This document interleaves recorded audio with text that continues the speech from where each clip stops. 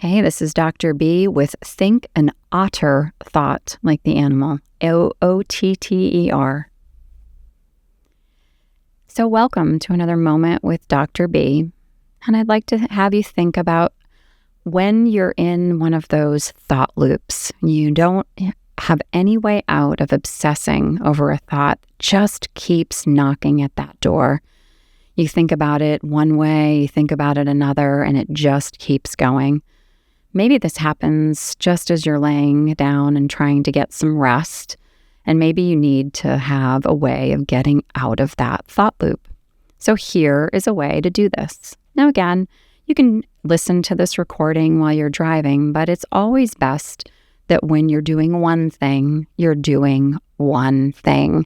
So you might pull over and just take a few moments, you're worth it, to be able to listen to this and really deeply acknowledge this tool.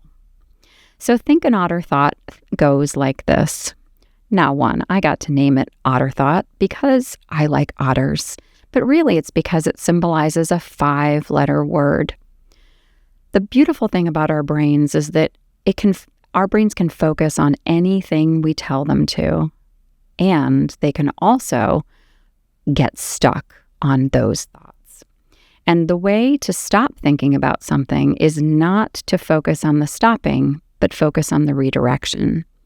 So thinking an otter thought, and that 5-letter word, makes it really simple because you can count a 5-letter word on each of your fingers on one hand. So think of a word, whether it's otter or some other 5-letter word, and really think about it. So again, for this exercise, we're going to think about an otter. So we think about an otter. We think about how they squeal, what they sound like. Perhaps we think about the fur that they have on them and how it looks so slick. And for anyone who's ever touched an otter, I am so very jealous. So think about an otter and how it moves, what it looks like, what it sounds like, the color of its fur, the way that it holds that cute little rock when it's floating around, and how it holds the other paw of an otter so that they don't get separated when they're floating along a river. Think about that otter in every possible way you can. Really, really think about it. Do you like the whiskers on it? Do you like the way that it looks at you with its big brown eyes? Think about that otter. And now, as you've gotten a really clear picture and experience of the otter, now you're going to break down the word otter into 5 components, doing the same thing that you did for the otter with a word that begins with each letter within otter. So the O, we start with the O. You might think of an orange. You might think of an orange and the scent of an orange, that rich citrus smell that comes from the peel as you're pulling it back, revealing the fruit inside, or the roundness of it, perhaps the little bump at the end.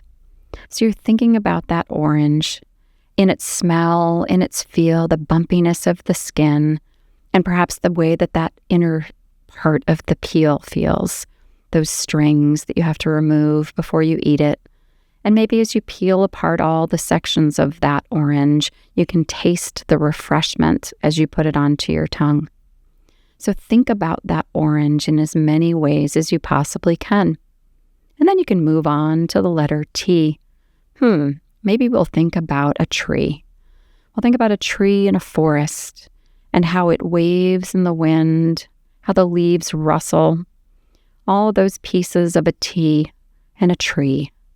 So we're going to think about the branches and perhaps the mossy ground that's underneath it, the sound, the smell of it. If it's a fir tree, perhaps you can smell that in the forest. So think about that T in as many possible ways as you can. And then you can move on to the next T in otter, because otter is spelled O-T-T-E-R. And you think now about the second T.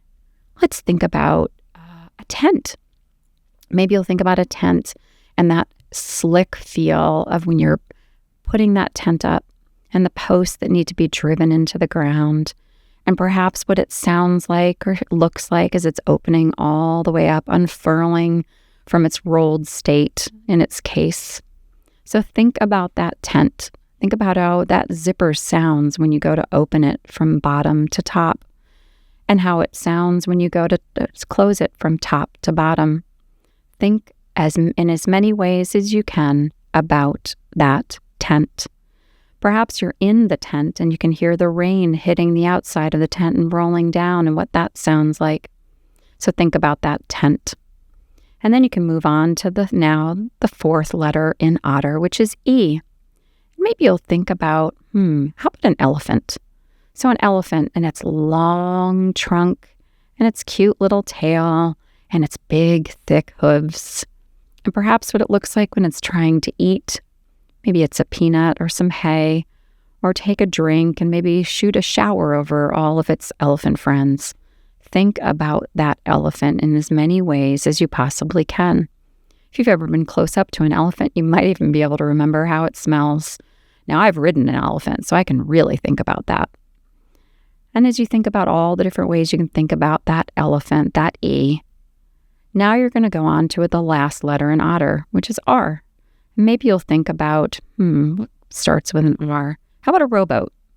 You think about a rowboat and the two oars that have to be in it and the slats that sit across it, and how when you're in a rowboat, you're floating across the water some, and then you're exerting some effort too.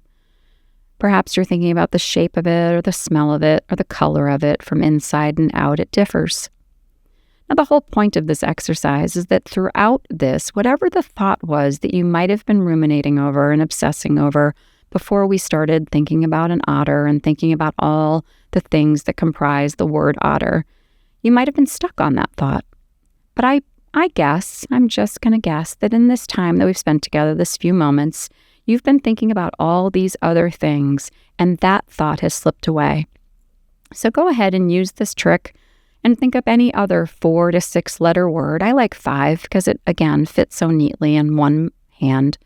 But think about a word that has 5 letters, and then think about things that comprise each of those letters in that word.